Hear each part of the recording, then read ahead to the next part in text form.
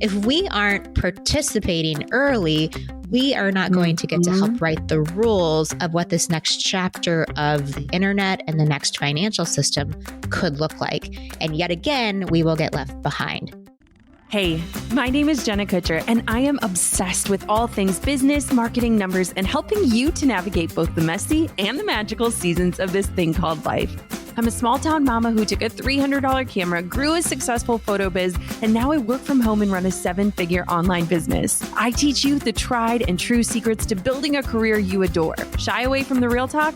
No way. Money, hardship, growth, loss, and marketing are all topics we discuss here. Think of this as your one-stop shop for happy hour with a gal pal mixed with business school. Pull up a seat, make sure you're cozy, and get ready to be challenged and encouraged while you learn. This is the Gold Digger Podcast. Cryptocurrency. What's your first thought when you hear that word? Maybe you're already an investor and you know the potential in the growing space. Or maybe you have a healthy curiosity but reasonable skepticism about it. Or maybe you've seen the memes poking fun at the overwhelmingly male demographic participating in cryptocurrency and feel like it's just not for you, regardless of whatever potential might be there. For a time, I definitely felt the world of crypto and NFTs and Web3 was rife with gatekeepers wanting to keep women and non-binary people on the outside. But leave it to my friend, serial entrepreneur Brit Morin to bust down those gates and wave in a community of people to learn all about how to invest and benefit from an industry that will reach an estimated value of $10 trillion in the next 5 years. You might know Brit Morin from her lifestyle and education company, Brit Co. But in this conversation, we're talking about her endeavors in the Web3 and cryptocurrency arena. She will demystify the terms and concepts you need to know in order to get started. She'll share why it's not too late to dive into the space, how people are making money with crypto, and she'll offer some advice as you get started or grow your portfolio in the world of Web3. I personally am so excited for you to listen to this. Here she is, Brit Morin. I love sharing podcast recommendations with you. If you love Gold Digger, then you'll love Nudge, hosted by Phil Agnew. Learn the science behind great marketing with bite-sized 20-minute episodes packed with practical advice from world-class marketers and behavioral scientists. Nudge is fast-paced and insightful with real-world examples that you can apply to your business. I loved this recent episode where Phil shares how our subconscious mind calls the shots and how to bring more awareness to your thoughts to help you not make stupid mistakes. His words, not mine. Nudge is brought to you by the HubSpot Podcast Network, the audio destination for business professionals. Listen to Nudge wherever you get your podcasts. This episode is brought to you by Cozy Earth, luxury sheets to totally transform your sleep experience. Head to CozyEarth.com and use the code GOLDDIGGER to save 35%. I am having such a moment right now. There are certain guests that literally make me pause, smile, and just reflect. And Brit, you are one of them. So welcome to the Gold Digger Podcast. Oh my gosh. Well, I'm smiling too. I'm so happy to be here. Thanks for having me. Yes. Okay. So I have to tell a little backstory, and then we're going to dive into today's topic, which I'm so excited to work through with you. But Brit had an incredible company as Brit Co. And I was an instructor on Brit Co. Tell my audience what Brit Co is, and then I can share a little bit about my experience, and then we can dive into the pivot you've made recently and talk about that. Yeah. Well, yeah, I was 25. I was working at Google. I had been at Apple before, and I just realized that I loved learning things. I loved creating things.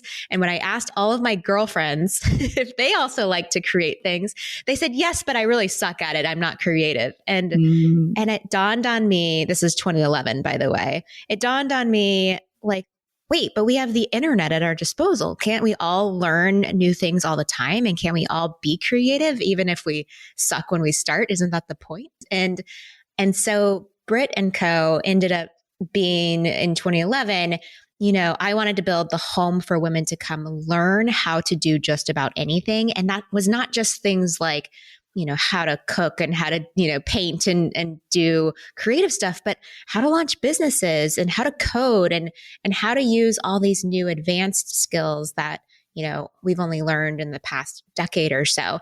And so now Brit Co is 11 years old.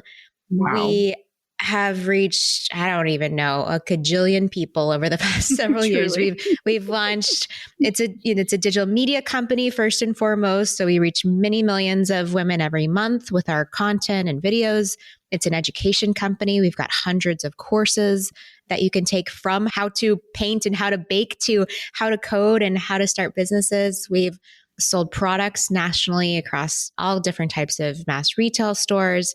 We used to host events pre-COVID with, up to 15,000 people. And now we also, during the pandemic, launched a sub product called Self-Made, which is a whole platform that teaches women how to start a business and grow a business in less than 10 weeks. And that largely spun out of the fact that so many millions were getting pushed out of the workforce or taking a seat back during COVID.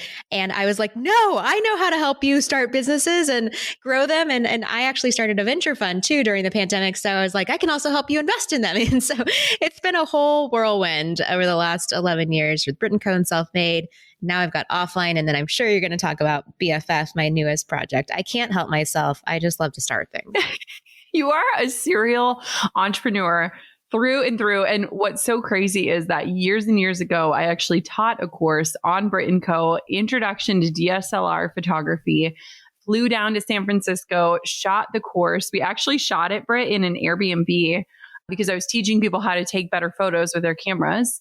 And it was such a cool experience. And it really was fascinating to me to kind of see the behind the scenes of the production and laying things out and things like that. And so it's just fun to see full circle, like one, what we're doing now and like how we've branched out beyond those types of things, but also how those ideas have stood the test of times. Like, right? They're still serving. It's evergreen. There's still topics that are relevant. It's pretty incredible. Yeah. A lot of people were like, wait a second, you're going to do online classes like in 2015 when we were starting this. And I was like, yeah, don't you think the internet's a great place to learn stuff? But really at the time you could go to YouTube and learn things in like 5-minute videos. There wasn't like a 45-minute or hour-long course that taught you DSLR.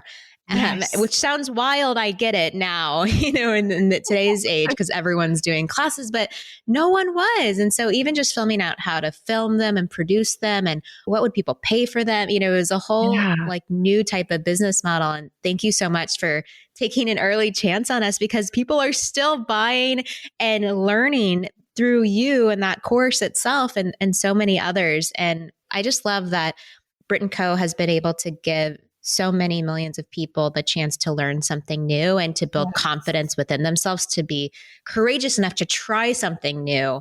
Because really at the root of who I am in every single business that I start, it's about that. It's about giving women the courage to do something that scares them, whether that be investing in crypto, trying a new creative skill, or starting a company. And I'm just so glad that you've been able to be part of that journey with me. Oh my gosh. Okay. So speaking of something new, let's talk about what you have been up to and let's get into it. We have actually never discussed cryptocurrency in depth on Gold Digger. So let's first hear about how you got into it and what you're up to in that space. Sure. Well, I have the fortune or disfortune to have been rooted in Silicon Valley for the last almost 20 years. And I've really gotten to see this town grow up and the internet grow up with some of the creators of the place, the leaders of Facebook and Instagram and TikTok and everything else. And so I first heard about crypto in 2012. It was really early. Wow. The Bitcoin white paper was written in 2009. So this is, not too long after anyone even said the word Bitcoin or blockchain. And so I learned about it. It, was interesting. I think Bitcoin was like $29 at the time. It's now many orders of magnitude more expensive. And it was really just about Bitcoin. And then fast forward to 2017, I kind of had stopped dabbling in it, but I was loosely tracking it. But 2017, there was another big moment in crypto there's just a lot more advances in the technology of how this thing called the blockchain works. There was a new type of blockchain called Ethereum that a lot of people were paying attention to. And all that I was focused on was the fact that only 4% of cryptocurrency holders were women. And I was watching all these dudes in Silicon Valley make a lot of money because they had put in 2012 or even put in 2017. And so actually, Brit Co, home of teaching women to do courageous things that scare them and don't make sense, put on a giant cryptocurrency summit in January of 2018. 20,000 women attended. We taught them all about what crypto was. My nanny even came and she bought a little bit of Bitcoin, which has now been a very good investment for her. And that was great. But, then a few more years came by and it was 2021. And I looked at the stats and it was 15% of cryptocurrency holders were women. And I was just like, what is going on? Why aren't women getting into this game? Do they not understand? Do they not understand maybe that there's real wealth potential, that this is the future of the internet, that this could change your business if you're a small business owner or an entrepreneur? And the answer to all those questions was yes. They really just didn't understand. So with that, I was like, all right, it's not just a summit I'm going to host. I'm going to start a whole company around this. I'm going to help onboard women and non-binary people into Web3, which is this new era of the internet that includes everything about cryptocurrency and blockchain. And we'll talk all about it. And I'm going to help women understand it, get access to all the people that are doing cool things to it, and ultimately teach them about how to potentially generate their own wealth and power in this new ecosystem.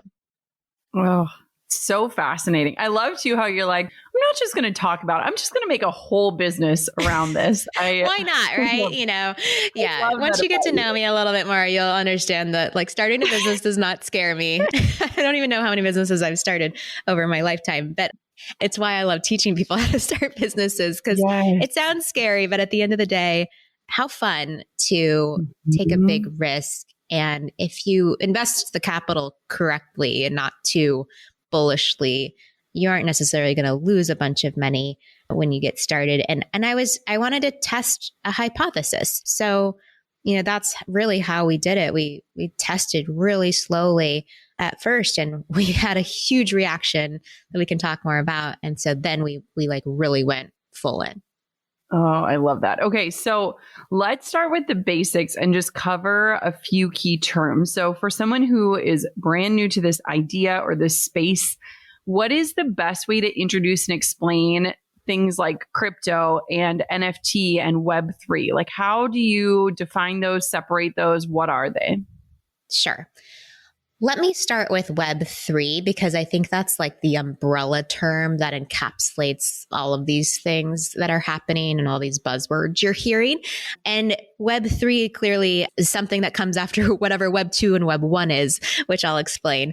So Web 1.0, as we describe it here in Silicon Valley at least, is kind of that period between 1995 or so and 2005 when, at that point, the internet was really about read only. You could log online, you could visit websites, you could kind of consume information, but there wasn't a lot of transactional opportunity. E-commerce was sort of just starting. Social networks weren't really a thing yet. You weren't really publishing a ton. There wasn't a back and forth on the internet. So you were kind of just pulling content, not pushing. Web 2.0 was really about this idea of pushing content, right? So as read write is kind of how we describe it in the Silicon Valley terms, which means, there were social networks. You were exchanging back and forth with people. There's tons of chat rooms, chat apps. Mobile became a whole thing. E-commerce, we saw the explosion of that. And Web 2 has kind of been the era we've been living in up until lately. Web 3 is the idea that we have read and write, just like before. But now there's this third word that a lot of people are using, which is own. And own is really important because in Web 1 and Web 2, as you were publishing your content on Instagram, or you were, purchasing tickets for a concert on Ticketmaster, all of those transactions, all of those sort of events that you were doing every day were owned by someone else. Instagram now owns that post that you published. Ticketmaster owns that transaction of that ticket you purchased. And you, as an internet user, really don't have any say in what you own on the internet. You published something on Medium. Medium owns that blog post, and you can't monetize it really. You can maybe put up ads against it, but other people own your content, can sell against it. And I don't think that's created a very healthy internet. You tell me. But the difference now in Web3 is that we have this tool called the blockchain. The blockchain, imagine just like a giant accounting book of every single type of transaction. And that doesn't mean, a financial transaction. It means a post. It means I published a song. It means I purchased something. It means I, did anything on the internet. That's all public information of who did that. When did they do that? Did they pay for it? How much did they pay? Did they buy it? Who did they buy it from? And anyone can now go and see who owns what, who published what, who did what at any time forever. And the cool thing is it doesn't necessarily need to be like have your name on it. It can be anonymous. And what that means is the difference is like now you have full ownership of all of these things. And that's where NFTs come in. NFTs are kind of the first iteration of this. You've seen a lot of like JPEGs and, videos probably that people have purchased. NFTs really are about, they stand for non-fungible tokens. And so what this means is, it's something that's really unique. If I have $1 and you have $1, but your dollar is signed by Beyonce, inherently your dollar is the most unique dollar I've ever seen. Your dollar is probably worth more than $1. So it's non-fungible. You can't just exchange it for another dollar. You could probably sell that dollar for whatever the market is willing to pay for it to have a signed dollar by Beyonce.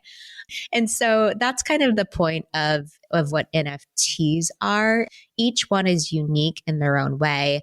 A lot of artists and creators, of course, are first to the punch here, but there are many other use cases for NFTs. And when you own it, when you, Jenna Kutcher, owns this NFT, everyone on the blockchain knows that you own it. It's yours. It's in a wallet, a digital wallet that is yours. If you ever decide to sell it, you can sell it at any time for whatever the market will pay for it.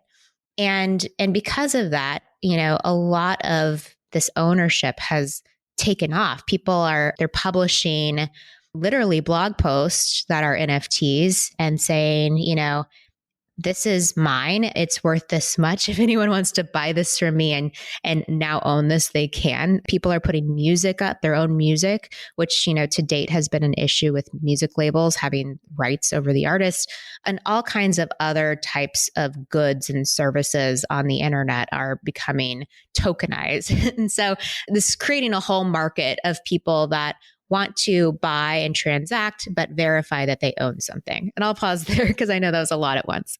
Yeah, no, that was so good, Brit. You are exceptionally gifted in explaining this because I often even feel intimidated by this space and all the definitions. And I don't want to say the wrong thing. I have a really funny story, but we were at an event in Napa and my friend Lisa Bilyeu, who's in the NFT space, turns to me the first night and she goes, "Hey, are you getting into NFTs?" And I go, "Oh, we don't have that in Minnesota."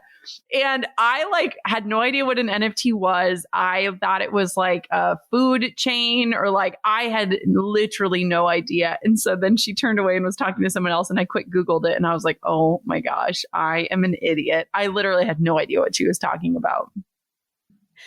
Yeah, another way I like to explain it that might make more sense to people is, let's talk about ticketing, for events. I think this is a really interesting use case.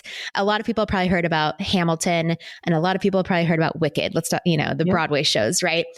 What really sucks in the ticketing world is that there's this whole secondary market of scalpers and ticket sellers, So Hamilton, Lin-Manuel Miranda was like, I want this to be really accessible to all kinds of people. I want tickets to Hamilton to be $25 a piece forever. But the problem is, even if he sold them for $25 a piece, because of the demand, people would buy them for 25 and flip them for 500, right?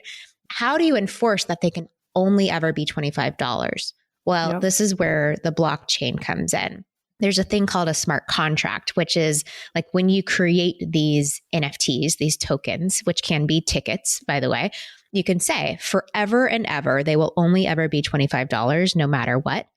And you literally can't buy one that's more than that. This is because you're transacting it digitally and it's part of this smart contract. Hamilton can now just be $25 forever for everyone. On the flip side, let's say Wicked is another example. Wicked's like, well, I just want it to be however much people will pay for it. We want to maximize profits and revenues here. And by the way, if someone goes on to resell their ticket because they can't come to the show, we want to take 10% of their resale value. Whereas right now, right, like they sell it one time, it goes on StubHub, it goes on Craigslist, who knows? They never see the proceeds anytime after the first sale.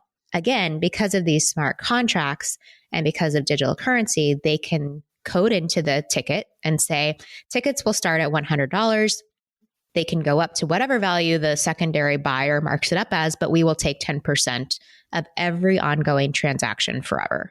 And so what happens then is Wicked is now making a lot of money because they do have a big secondary market. People are reselling and reselling and reselling, and maybe it goes for $1,000 on the second sale, but they're getting 10%. They're getting that first $100 and now another $100 of that second sale. And if that second, the third sale goes for $10,000, now they're getting $100 plus $100 plus $1,000.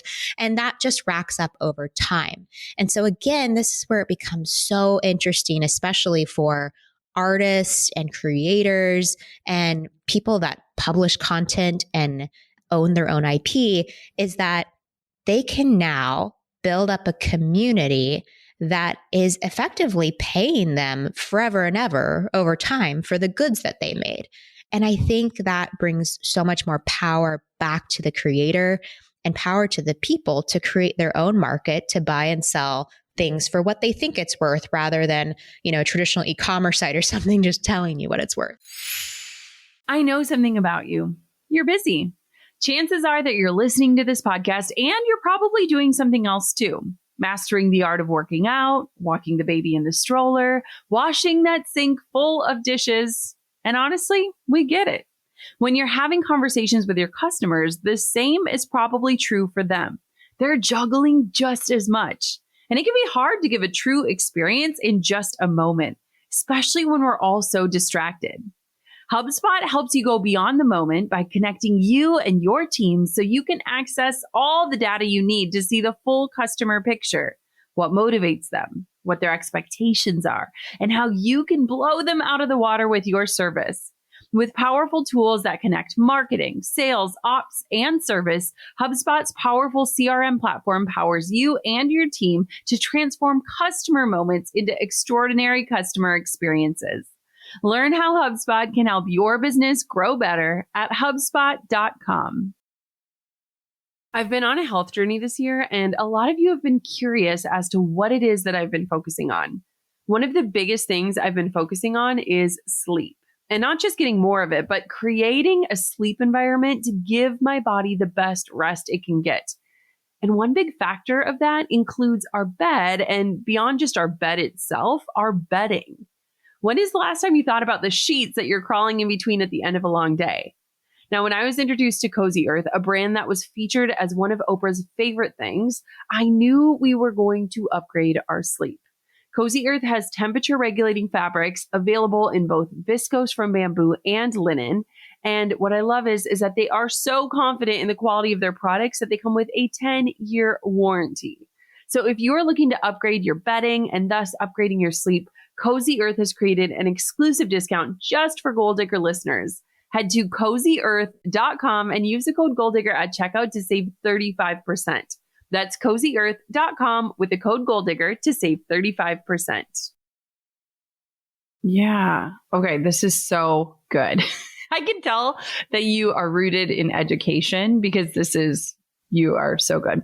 I want to know, are there different ways you can make money in this space? So you just shared the one where you can sell and keep reaping the rewards of that over and over and over again. What are other ways that you can make money in this space? Sure. Well, first of all, I just have to disclose that everyone should do their own research. This space is so new, and nothing that I'm saying is financial advice. But the way that people do make money, a few ways, right? One is what I was just saying. As a creator, you can put your art, maybe that's, again, something visual, music, text-based, a ticket to something, even a membership pass. Like a lot of businesses that have subscriptions or memberships could be NFTs. You, Jenna, could also make your podcast an NFT where you have literally seats to listen, or like an exclusive, back channel of the podcast. You only have 1,000 seats. Each one of those is an NFT. So as a creator, you can make money in those ways where you're selling these things, and in perpetuity, you're making royalties on them every time anyone resells them, right? So that's one. Secondly, as just like an everyday consumer, it's sort of like the stock market, I would say. There's this kind of market of demand for some of these projects and NFTs. And the consensus is that if you find like a really good one early where the price is low and you buy into it, then the demand will go up over time, just like a stock might go up over time as a company gets bigger and performs better. And now you just gained like a huge amount of value on whatever that initial price was that you bought in for. So an example of that is my company, BFF, which was just launched in January of 2022. We, at the very beginning, because we wanted to make it this super accessible for so many women in particular, we gave out for free 10,000 NFTs. They look like friendship bracelets. They're digital friendship bracelets, okay? We gave them out effectively at $0. No one had to pay anything for them. We just like sent them to your digital wallet. You had to have a digital wallet. So that was kind of the benchmark to be able to get one. Within the first month, there was so much demand for these bracelets because BFF had exploded onto the scene that they were reselling for almost $6,000. So if you were one of these women who just joined this launch event that we did in January, gave us your wallet address that we could send you a bracelet to, received the bracelet, now you could choose whether to sell that for $6,000 or hold it because you thought, actually, this might be worth $20,000 one day because I really believe in what BFF is doing and like where this brand is going to go over the next several years. So I'm going to hold it, right? So it's up to you. You can trade, sell, hold, whatever you want. You could do the same thing for cryptocurrencies themselves. So there are all these different types of currencies you can quote unquote invest in. You've probably heard about Bitcoin. You might have heard about Ethereum. I think the third most popular right now is Solana.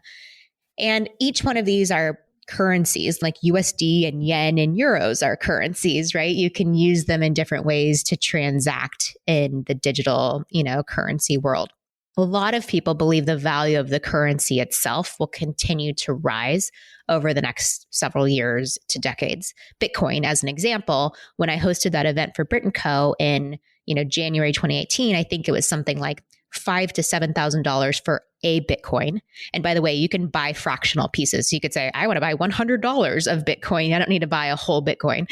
So you can put in whatever you want. So my nanny, for instance, who like bought at that event, let's just say for simplicity, it was $5,000. She put her life savings in. I don't recommend this, by the way.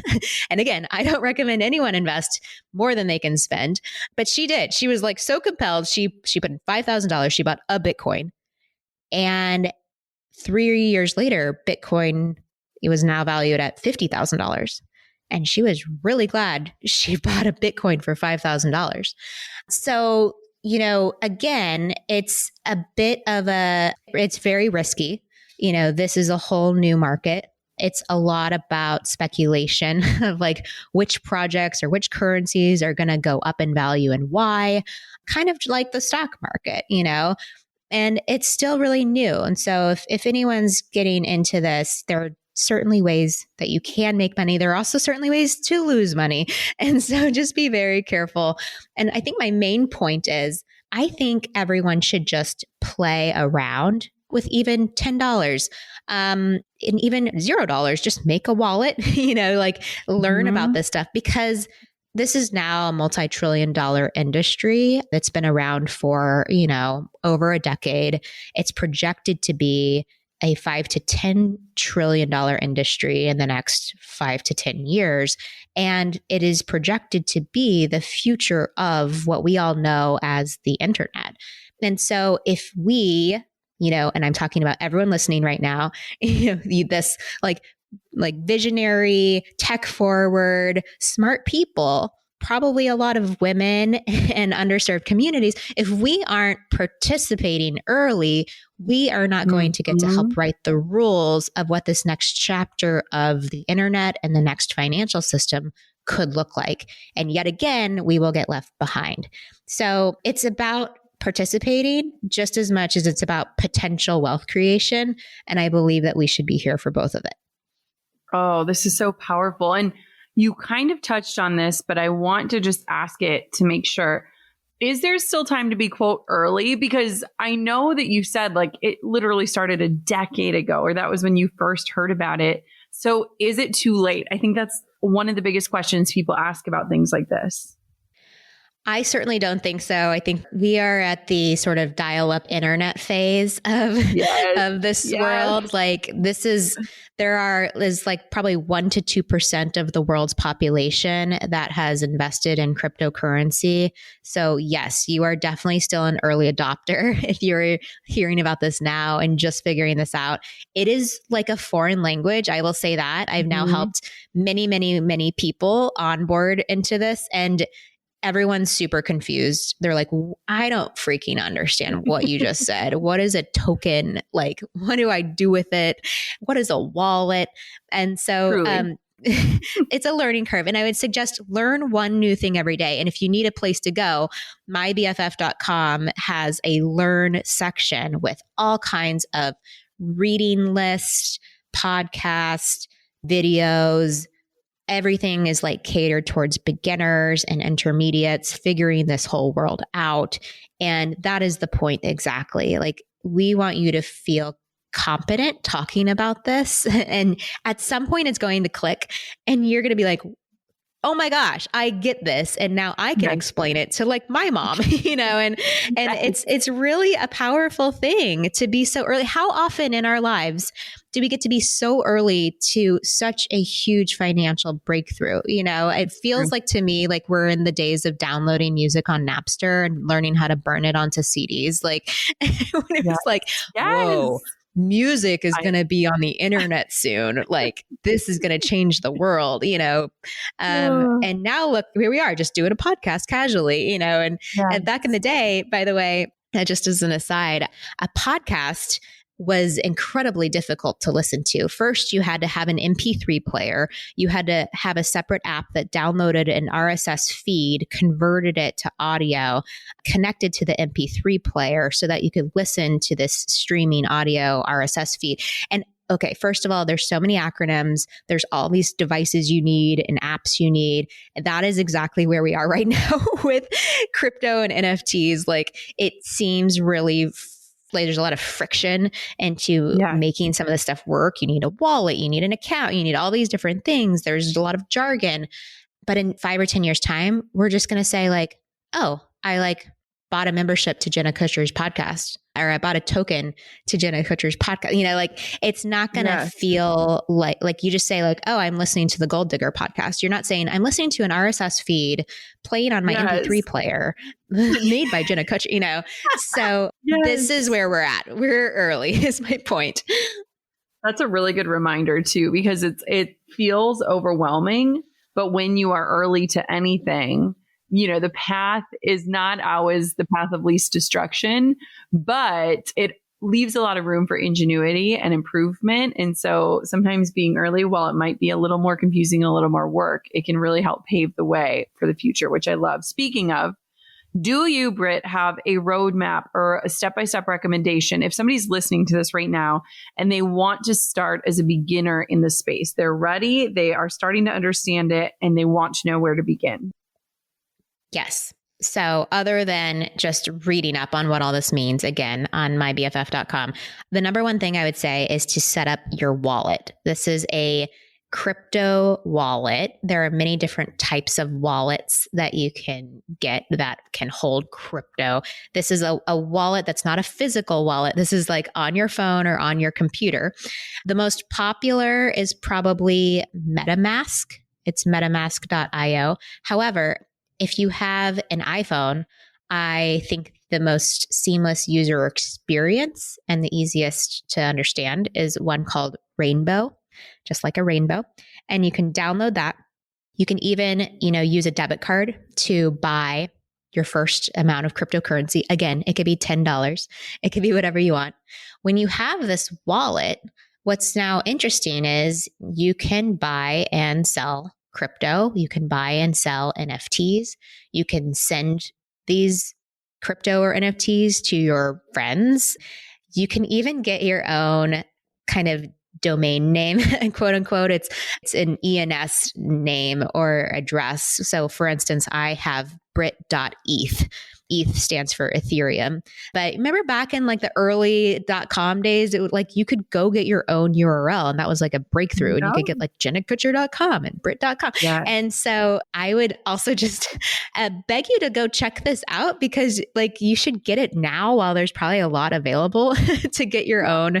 And so just Google ENS address and you can get your own domain. So Brit.eth is actually now my wallet address. So if Jenna, you wanted to send me an NFT or you wanted to send me like $10 worth of Bitcoin or Ethereum, all you would do is open your wallet on MetaMask or Rainbow and type in Brit.eth. And just like on Venmo or something or PayPal, you could send me an NFT or send me $10 of Ethereum. And with one button, now I just received it. And so it's an easier way to transact when you have one of these sort of vanity URLs.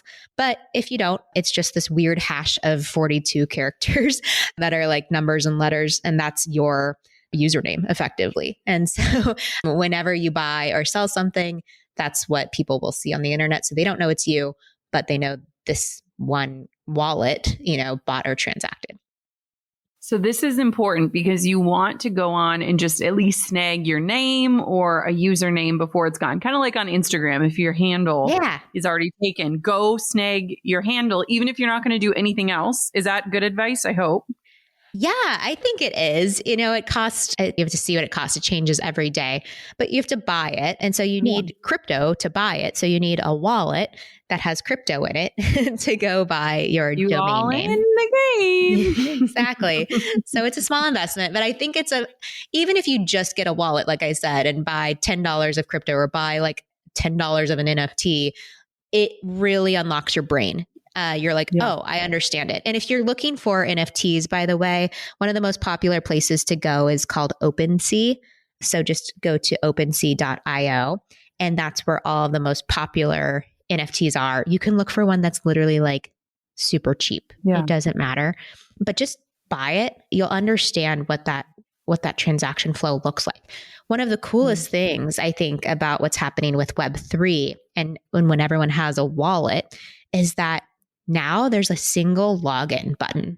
Imagine like you're going onto, Amazon or Facebook or, any website. Right now you have like all these passwords. You can't remember them. You probably have a password keeper. Like you're probably getting hacked all the time with your password.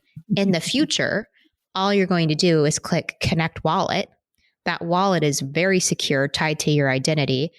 And that will log you into everything. It also holds every transaction you've ever made in cryptocurrency. And so if you log into Amazon and you happen to hold like the Jenna Kutcher token or NFT in your wallet, maybe you now get like 20% off anything that Jenna has picked on Amazon as she's curated her favorite things, and so there's really cool ways that you can now start to use this on the internet and add value to people who are part of these fan communities and creator communities as they are browsing around other websites. Oh, you have such a gift. I need to know, since you, my friend, are my serial entrepreneur, what is next for you? Is there anything on the horizon? Anything you're excited about? Any businesses you're starting or domains you're snatching up or wallet usernames? I have squatted on a bunch of Ethereum usernames. Yes. By the way, buy them for your business and for yourself. Duh. Just like you at all your Instagram handles. What's next for me? We are continuing to build out BFF. We're really focused on helping women in underserved communities and especially entrepreneurs and small business owners. So we've got a few initiatives that we hope will help accelerate all of those either Web 2 or Web 3 types of businesses. So stay tuned to us on Twitter or Instagram because we are going to be announcing things very soon if we haven't already by the time this podcast is live. I now also help run a venture fund, and we have $160 million of investable capital that we are using to back early stage technology companies, like just raising their first round of funding. And so I'm super excited to find all kinds of new businesses that are really building something differentiated in all kinds of spaces across general internet, online and offline. The fund is called Offline Ventures. And the point is, like, we want to invest in tools and technologies that really improve our offline lives. And so I have a special place in my heart for things in the healthcare universe, childcare, education, energy, anything that's really impacting who we are as humans, mental health, et cetera. So if any of you out there are doing that, please let me know.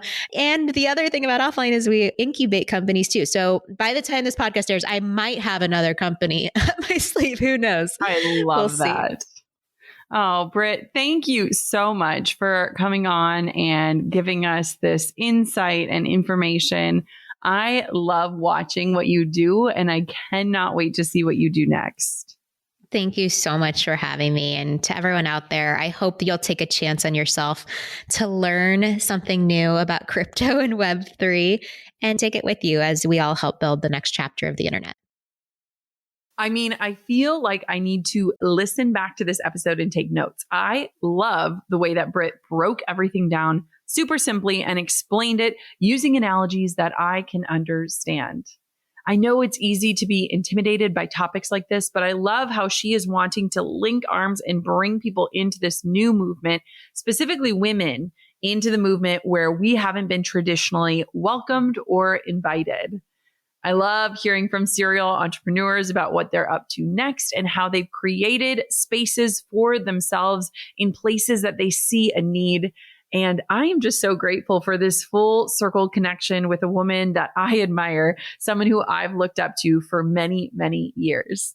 Thank you so much for listening to another episode of the Gold Digger Podcast. If you haven't taken just a minute of your time to rate and review the show, could you do that for me? That is the easiest and best way to say thank you for this content that is hopefully inspiring and educating you every single week.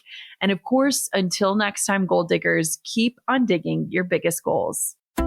I'm over here giving you a virtual high five because you just finished another episode of the Gold Digger Podcast. Did that go by way too fast for anyone else? If you want more, head over to golddiggerpodcast.com for show notes and all the discount codes from today's sponsors. And if you're looking for a new crew of movers and shakers like you to bounce ideas and ask questions, be sure to join my exclusive community for Gold Diggers on Facebook. The link's waiting for you at golddiggerpodcast.com.